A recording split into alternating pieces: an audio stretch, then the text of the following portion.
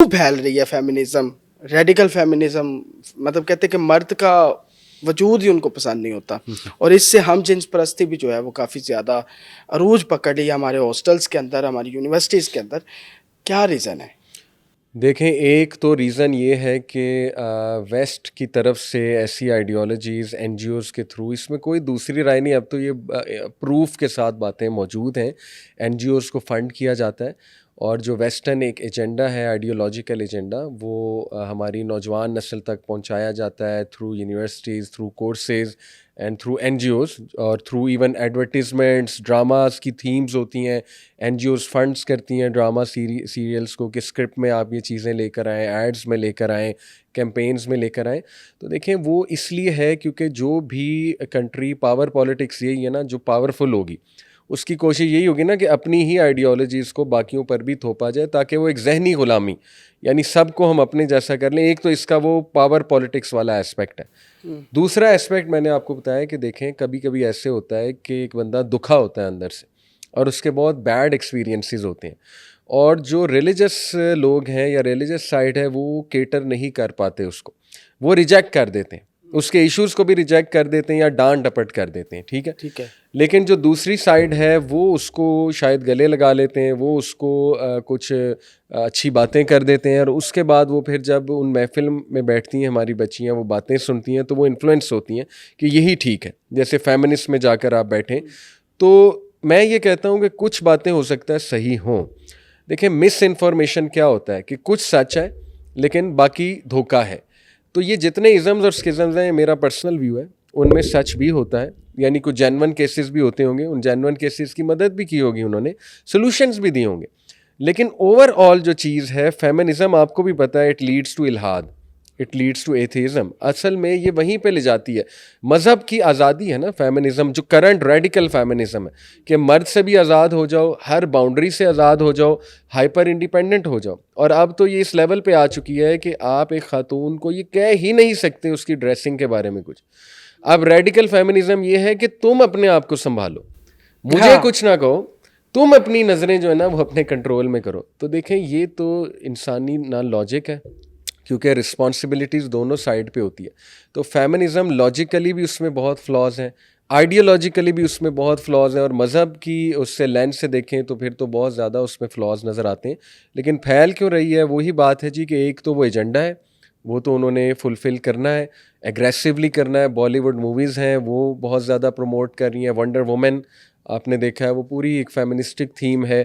ہر movie میں اب وہ عورت کا کردار اسی طرح دکھا رہے ہیں کہ عورت بھی مرد کی طرح مسلز بنائے ہوئے ہیں, اور وہ بھی جو ہے نا پٹک پٹک کے مار رہی ہے سب کو, مردوں کو بھی مار رہی ہے, اور بہت ایگریسو ہے, بہت زیادہ سو کالڈ بولڈ کیریکٹر دکھایا جاتا ہے. تو یہ تو ایک کلیئر ایجنڈا ہے. اور دوسرا ایموشنل ایسپیکٹ, کہ کچھ لوگ کے جینون مسئلے ہوتے ہیں تو وہ پھر پھنس جاتے ہیں ان چیزوں میں, یعنی ایگریسو ہو کے یا ریبیلیس ہو کے.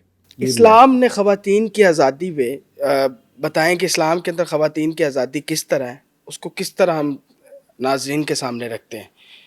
دیکھیے, اسلام از دی ریلیجن جس نے سب سے پہلے عورتوں کے بارے میں بات کی, ان دا سینس کہ اگر ہم یہیں سے شروع ہو جائیں کہ جو مکن سوسائٹی تھی اور اس سے پہلے کی جتنی اس دور کی جو سوسائٹیز تھیں, ہم نے اس سے کمپیئر کرنا نا.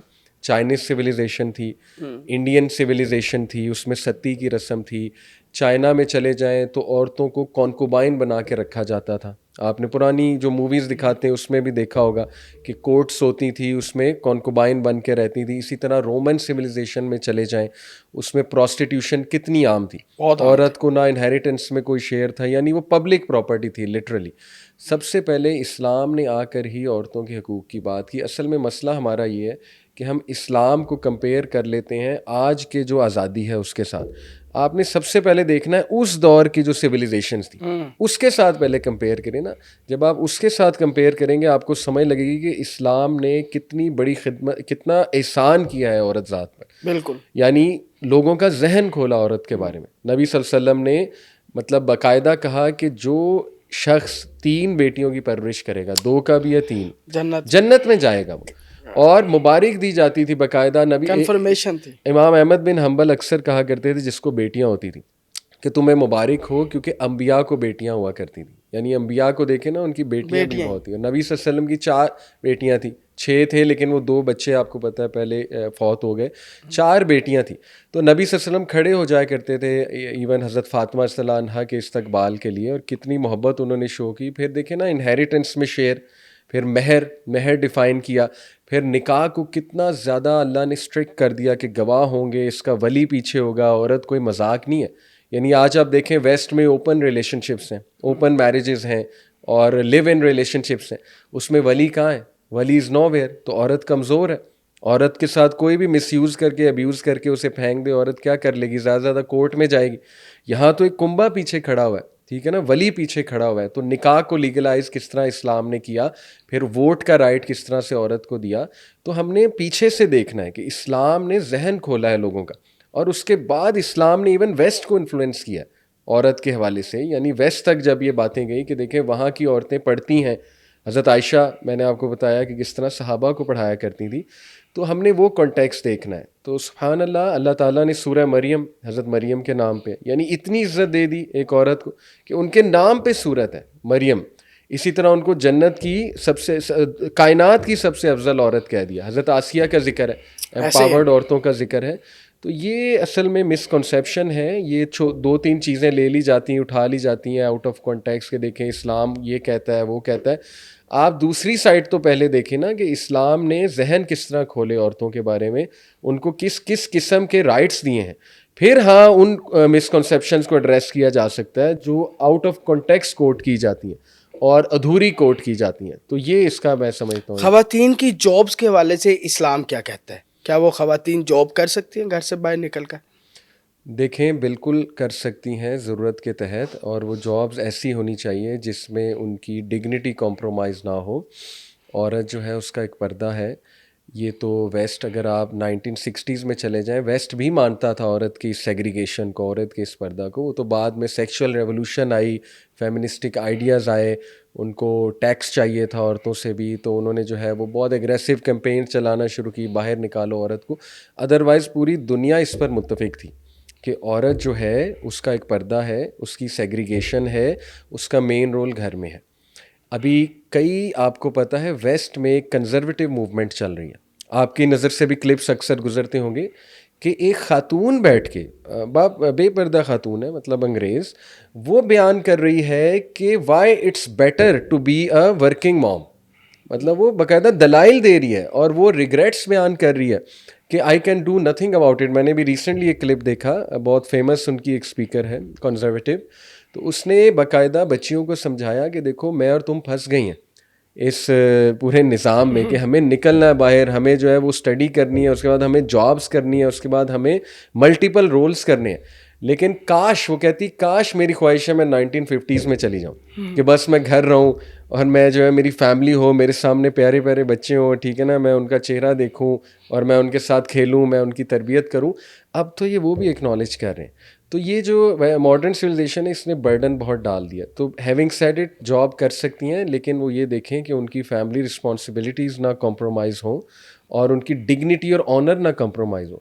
فار ایگزامپل اگر دیکھیں نا ان کی جاب ان کے حسن سے ریلیٹڈ ہے اینڈ دیٹس اٹ، تو یہ کوئی ڈگنیفائڈ جاب تو نہیں ہے. مثال کے طور پہ اگر کوئی ریسیپشنسٹ ہے تو what kind of job is that? آپ کو بھی سمجھ ہے کہ کیوں وہ ریسیپشنسٹ ہے. اسی طرح اگر وہ ظاہر ہے بے پردگی بہت ہے جاب پہ، تو یہ جاب تو ڈگنیفائڈ نہیں ہے. ٹیلنٹ سے ریلیٹڈ جاب ہو نا، اکیڈیمک کوئی جاب ہو، اور کوشش یہ کرنی چاہیے کہ اتنا مکسڈ انوائرمنٹ نہ ہو. تو ٹھیک ہے، کوئی حرج نہیں ہے اس میں. دوسرے خلیفہ کے دور میں حضرت عمر فاروق رضی اللہ تعالیٰ عنہ نے باقاعدہ خاتون کو بازار کی رکھوالی میں رکھا تھا تاکہ وہ دیکھے کہ کوئی وزن میں کمی نہیں کر رہا. ایگزیکٹلی، جاب تو کر رہی تھی. بالکل ٹھیک، بالکل ایسا ہے. ایسے ہے، اس کا مطلب کہ پبلک میں بھی جاب اگر اس طرح کی بالکل کر سکتی ہیں. بالکل، وہ بڑی عمر کی خاتون تھی، بڑی ماشاءاللہ اسٹرانگ پرسنالٹی تھی ان کی، ڈرتے تھے وہ دکاندار ڈرتے تھے ان سے جب وہ آتی تھی. تو ٹھیک ہے، ایسے اگر پردے میں شریعت کے اس کے مطابق ہے تو یعنی کہ عورتوں کو تو دیا ہوا ہے، پورا حق دیا ہوا. جی. اچھا، نوجوان نسل بڑی پریشان ہے، انزائٹی، ڈپریشن نے جکڑ دیے، کیا کرے وہ؟ دیکھیں یہ چیزیں تو گلوبلی ہر جگہ ہی ہیں، پاکستان میں بھی ہیں، گلوبلی بھی بہت زیادہ ہیں. تو اس کا ایک واحد حل یہی ہے جی کہ ہمیں ریلیجن کی طرف ہی رخ کرنا پڑے گا.